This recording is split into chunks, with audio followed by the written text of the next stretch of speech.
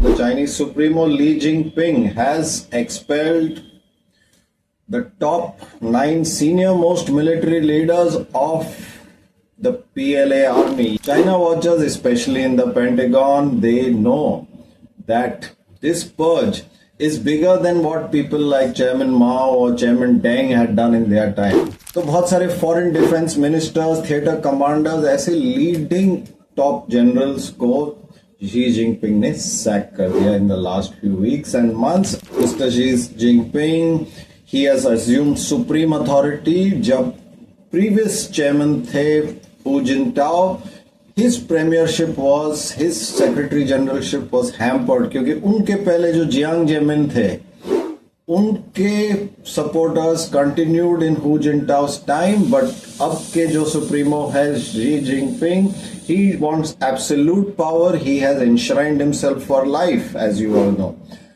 and he has dominated all arms of the Chinese party, government, and the PLA. That being the case, he has been able to push through a lot of modernization, a lot of, in fact, development of the Chinese military industries. We hear of 6th generation aircraft. We hear of so many high-tech military-enabled technologies coming out of China, and the Chinese military budget is now $249 billion. The Chinese have never really engaged in a severe armed long combat since the Korean War.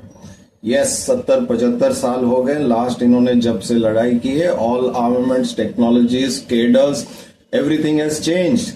और उसके साथ ही साथ जब इतने बार general sac होते हैं तो the morale right through the cadre gets spoiled. The Pentagon is watching this. शायद ऐसे हो सकता है कि America triggers a small bloody nose combat. A short war gives the Chinese a bloody nose and sets them back by 20-30 years in their defense preparation.